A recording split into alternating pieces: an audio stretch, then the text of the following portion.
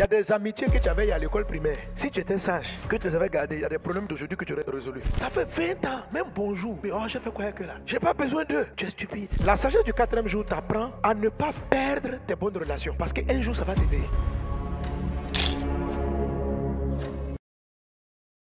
La sagesse est l'ingrédient qu'il nous faut pour pouvoir entrer dans certaines portes. Et l'Esprit m'a dit, tu vois, il y a de nombreuses dimensions dans lesquelles de bons chrétiens n'arrivent pas à entrer. Il y a 5 vierges folles, il y a 5 vierges sages. Et ce qui a été l'élément manquant, c'était la sagesse. C'est toute la différence, folie ou sagesse. Les 5 ont le chiffre 5 parce que c'est le chiffre de la grâce. Les mêmes dames ont bénéficié des mêmes grâces et des mêmes faveurs. Mais la sagesse a fait la différence. Quelles que soient les bénédictions qu'on va proclamer sur ta vie, ce qui fait que la grâce va avoir un effet, c'est de la sagesse. Ce qui fait qu'elle n'aura pas d'effet, c'est la stupidité ou la folie. Que Dieu nous garde de toute folie. Chaque fois que Dieu nous ouvre une opportunité, une relation par exemple, par manque de sagesse, nous pouvons la perdre. La colonne numéro 4 et la colonne numéro 6 vous apprennent à savoir conserver. Ici, dans cette histoire, il y a une affaire de conservation du feu. C'est une sagesse de prudence pour conserver. Jésus, faisant mention d'une sagesse aux disciples, a dit ceci, et il parlait de l'économe infidèle. C'est une histoire que les gens ne comprennent pas très bien. On croit d'abord que l'économe infidèle était un voleur. L'économe infidèle ne volait pas. Il a été accusé de dilapider les biens, c'est-à-dire qu'il faisait du gaspillage, pas du vol. Seulement,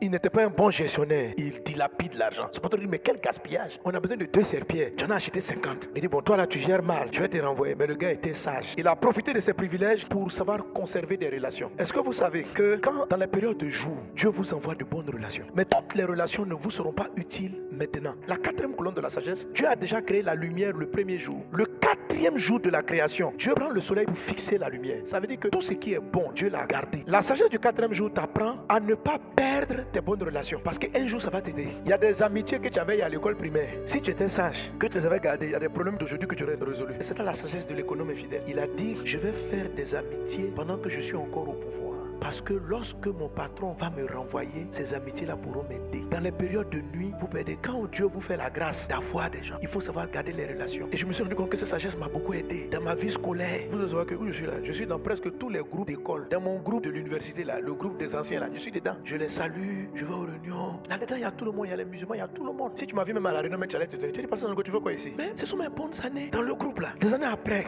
ils sont devenus DG, ont des pouvoirs de décision. Il y avait un truc quelque part. Quand on a dit simplement, passer ça va. Au moins 3-4 de mes amis m'ont ouvert la porte. C'est de la conservation. Savoir garder une relation. C'est de la sagesse. Il y a un groupe d'amis. Ça fait 20 ans. Même bonjour. Mais oh, j'ai fait quoi avec eux là? J'ai pas besoin d'eux. Tu es stupide. Moi, j'ai vu ma vie. Je suis avec ma famille. Frère. Peut-être que le monsieur n'est pas devenu directeur. Mais c'est lui qui est le secrétaire. Ta camarade, elle est la secrétaire du DG qui va signer ton papier. Bon, je n'ai pas dit que vous allez être amis comme avant. Mais de temps en temps, un petit mot. Salut. C'est pourquoi il dit faites-vous des amis avec les richesses injustes afin qu'elles vous reçoivent dans les tabernacles éternels quand ils viendront à vous manquer. Ça dit que quelque chose va te manquer. Quand lui l'a manqué, les dames l'avaient de la réserve. Les réserves alourdissent. Les 5 filles stupides là, elles voulaient le glamour. Oh, moi sapé comme ça, comment j'ai attrapé barrique. Donc elles marchaient leur lampe.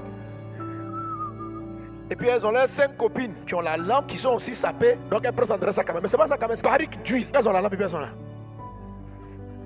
On dit, on s'en va dans l'époux. Et puis les autres étaient là stylés comme ça avec les lampes.